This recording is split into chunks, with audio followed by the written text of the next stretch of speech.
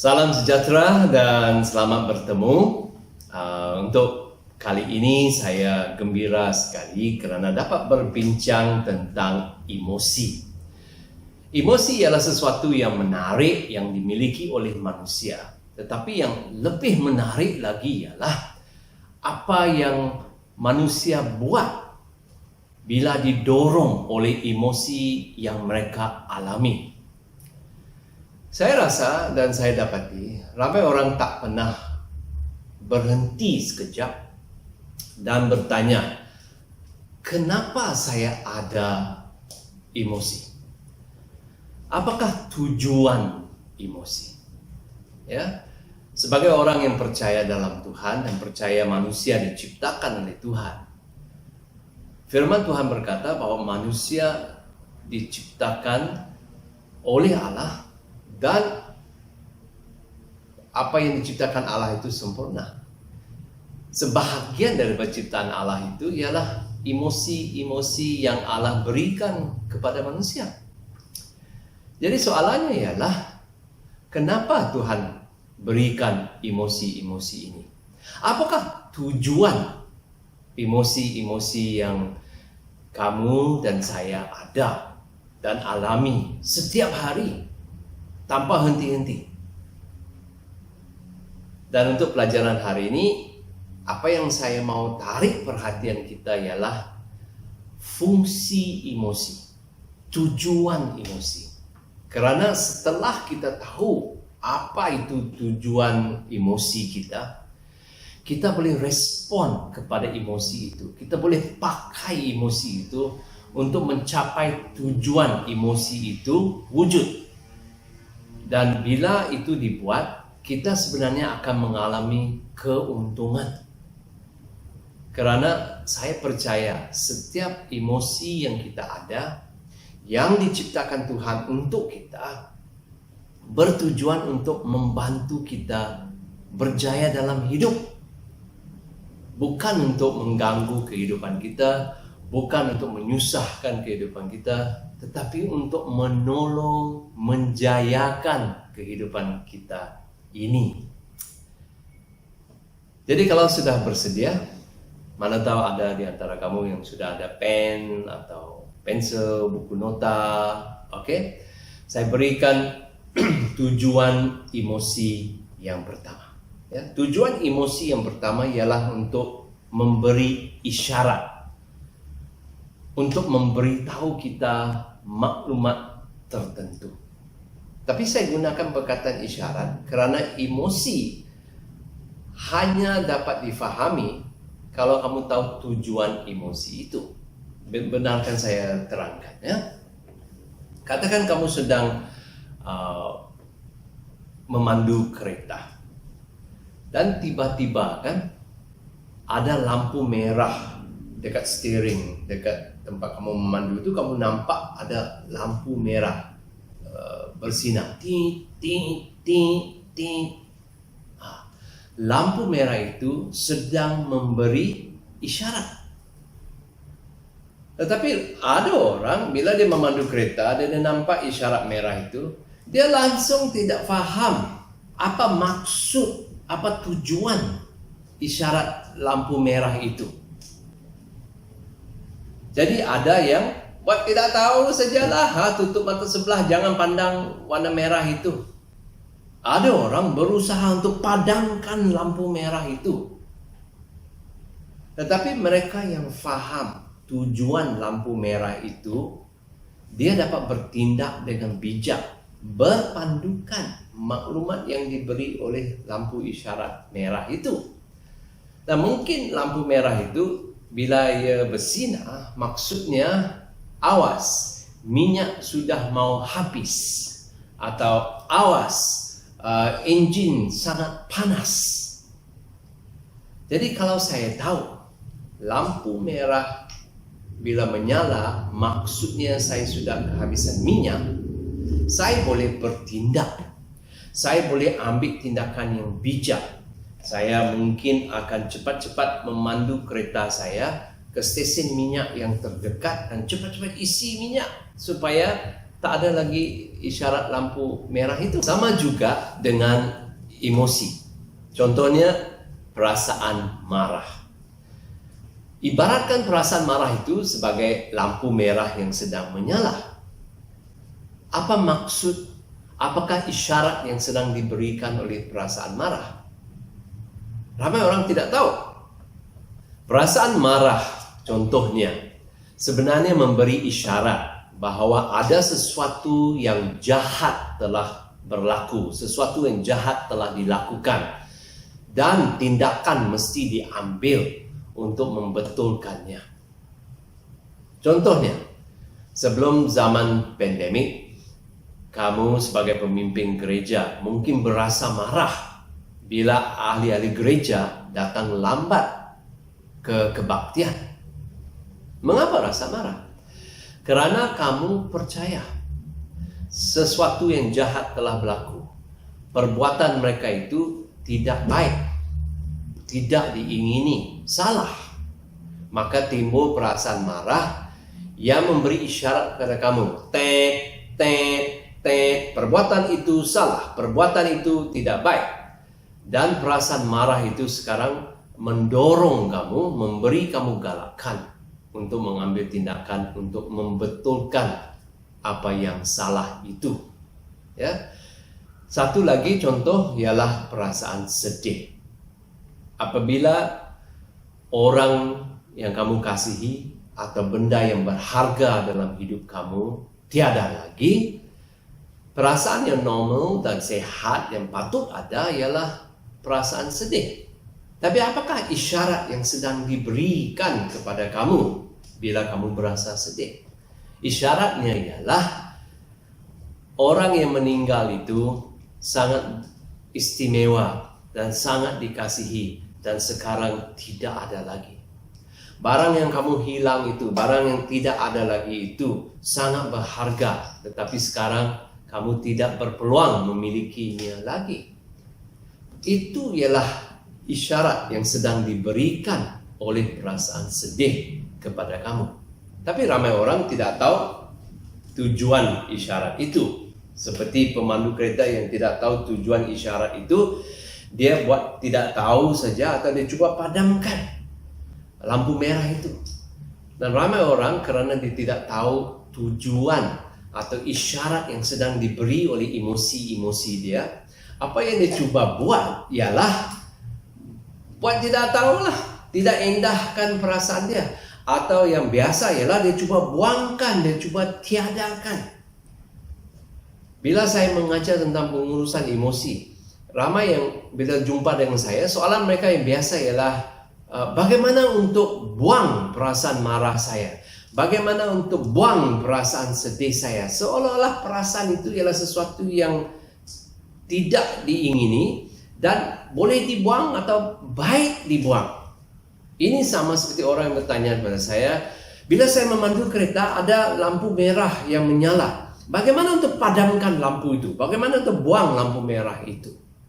Saya harap sekarang kamu sedar bahawa setiap kali bila kamu berasa sesuatu, bila ada emosi sesuatu yang timbul, reaksi yang lebih bijak ialah bertanya, apakah yang mau diberitahu kepada saya oleh emosi ini?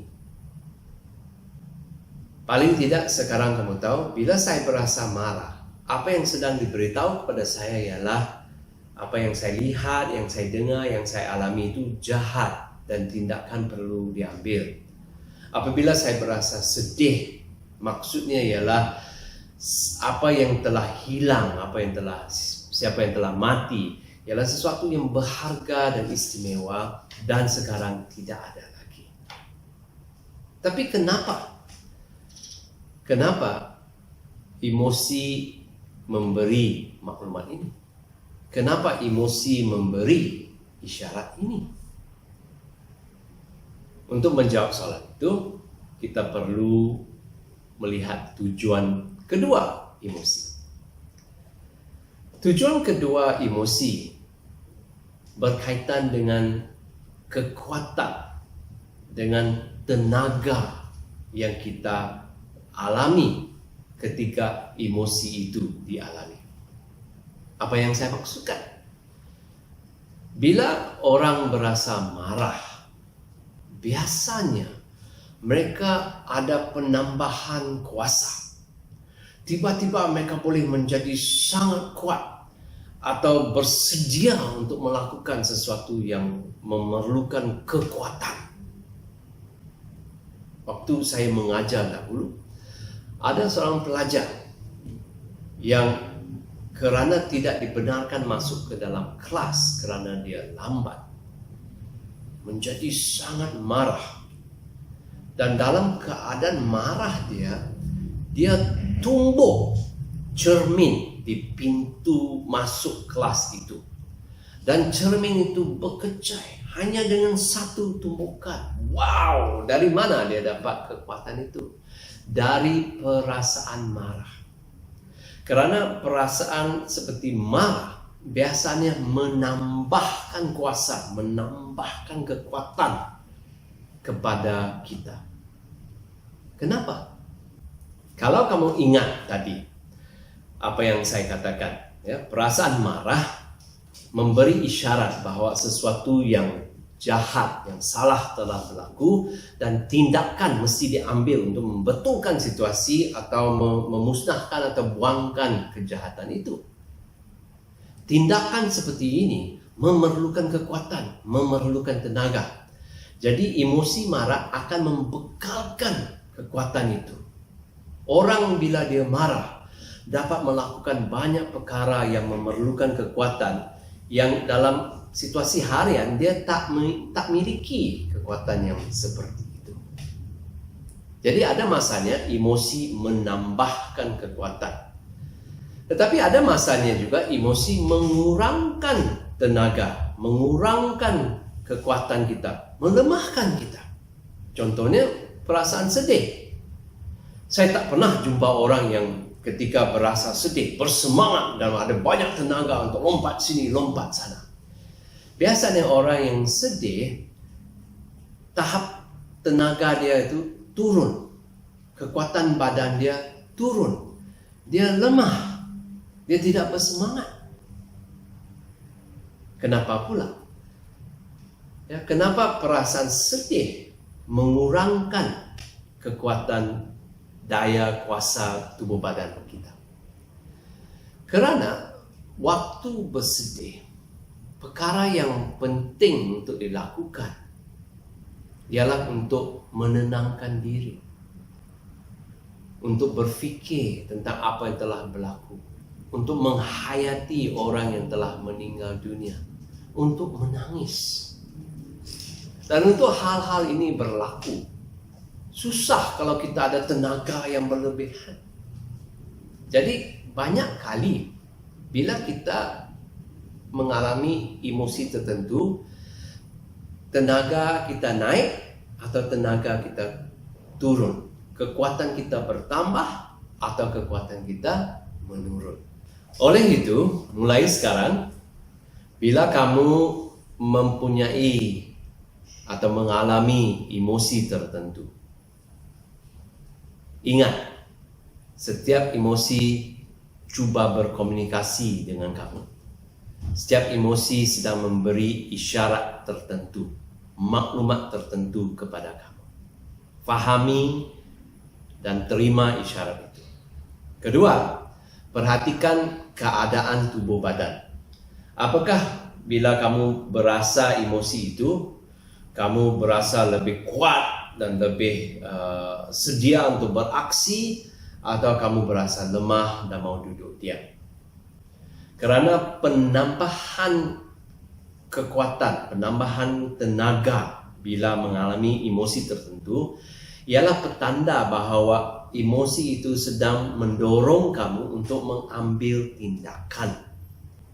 Tetapi kalau berasa lemah dan tahap kekuatan turun, maksudnya emosi kamu sedang mendorong kamu untuk berhenti, untuk tenang, untuk duduk diam, dan banyak kali untuk berfikir, merancang, menghayati atau mengalami situasi pada masa itu.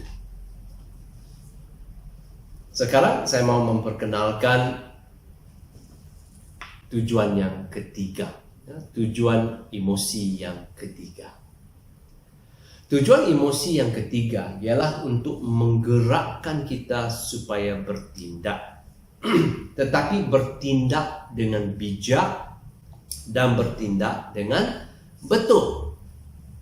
Jadi mulai sekarang, bila kamu mengalami apapun emosi, ingat, emosi-emosi ini diciptakan oleh Tuhan, diletakkan dalam diri kamu, dialami oleh diri kamu, supaya kamu bertindak dengan bijak dan betul, dan tindakan kamu itu dipandu, diarah, diberi petunjuk oleh emosi kamu. Apa yang saya maksudkan? Saya yakin ada masanya dalam hidup kamu pernah marah. Dan bila berasa marah, pernah keluar perkataan seperti, marahnya saya, kalau saya boleh saya mau tendang dia. Marahnya saya, kalau saya tangkap monyet itu, saya akan pulas kepala dia. Atau, marahnya saya, mau saya tumbuk dinding itu. Siapa yang beri idea-idea ini? Siapa yang mencadangkan untuk tumbuk, untuk tendang, untuk pulas? Sebenarnya semua idea-idea ini, kalau kamu sedar, berkaitan dengan tindakan. Dan bila ada emosi tertentu, emosi itu akan membangkitkan banyak idea, banyak cadangan, tindakan-tindakan yang boleh diambil. Orang yang sedang berasa marah tak perlu berkata, saya berasa marah sekarang, apa yang harus saya buat? Saya tidak tahulah apa yang saya harus buat. Tak pernah saya jumpa orang marah macam itu. Biasanya bila orang berasa marah, banyak idea yang timbul. Dia boleh cadangkan 10 perkara untuk dilakukan. Dan yang menariknya, perasaan-perasaan lain pun akan mencadangkan respon yang mungkin boleh dilakukan, memberi idea-idea untuk tindakan yang sesuai. Termasuk perasaan sedih. Bila kita berasa sedih dan kekuatan badan turun, mulalah timbul beberapa idea apa yang mau dilakukan. Mungkin ada yang berfikir, saya rasa saya mau tidur saja. Mungkin yang berfikir, saya rasa saya mau pergi melawat kubur dia. Mungkin ada yang terfikir, wah, saya terkenang masa dia di sini, dan terus mau pergi cari gambar-gambar dia, atau bercakap dengan orang lain tentang si dia yang telah meninggal dunia. Setiap emosi bukan hanya memberi kekuatan atau mengurangkan kekuatan badan, tetapi juga akan memberi banyak cadangan, banyak idea tentang tindakan-tindakan yang boleh diambil. Karena pada ujungnya, setiap emosi bertujuan untuk membantu kamu bertindak, supaya selepas tindakan itu diambil, kamu lebih sehat, lebih bahagia, lebih selamat. Tetapi kalau kamu mendengar apa yang saya baru saja ceritakan, kamu akan sedar bahawa ada banyak cadangan, ada banyak tindakan yang akan timbul dalam minda kamu. Oleh itu, apa yang perlu dibuat ialah menyenaraikan atau melihat semua tindakan-tindakan yang timbul. Dan bila tindakan-tindakan itu diperhatikan, adalah bijak kalau kamu bertanya, apakah yang harus saya buat? Mana satu daripada semua tindakan-tindakan yang timbul dalam minda saya ini baik, berguna, akan membantu saya untuk lebih bahagia, lebih berjaya, lebih selamat. Ya, gunakan keupayaan untuk berfikir dan menilai, untuk melihat semua yang dicadangkan oleh emosi kamu.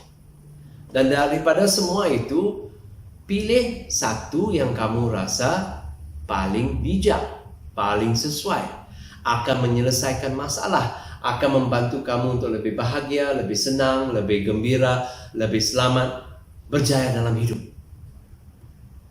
Jadi balik pada contoh si pemimpin gereja yang marah dengan ahli sidang yang datang lambat. Saya yakin pemimpin gereja itu sekarang mempunyai kekuatan yang baru. Dia bersemangat, dia mau bertindak. Oke. Dan saya juga pasti banyak ide-ide, banyak kemungkinan tindakan-tindakan yang mungkin dia boleh ambil untuk menyelesaikan salah ini, untuk membetulkan salah ini. Kalau kamu pemimpin macam itu, saya harap kamu menyenaraikan semua yang mungkin boleh dilakukan untuk membetulkan salah yang telah diisyaratkan oleh perasaan marah kamu itu. Dan daripada semua yang telah disenaraikan, pilih yang terbaik, yang paling menguntungkan, yang akan menyelesaikan masalah tanpa menambah masalah baru, yang akan menjayakan kamu sebagai pemimpin, yang akan membantu ahli sidang untuk datang awal. Dan kemudian bertindak menggunakan kekuatan yang telah diberikan oleh perasaan marah itu. Gunakan perasaan marah itu supaya kamu berjaya dengan kekuatan yang dibekalkan oleh emosi itu, dengan ide yang dibekalkan oleh emosi itu. Dan bila kamu bertindak, kamu dapat menyelesaikan masalah itu dan kamu berjaya sebagai seorang pemimpin. Bagaimana pula dengan si Anu yang mengalami kematian orang yang dikasihi? Sama juga.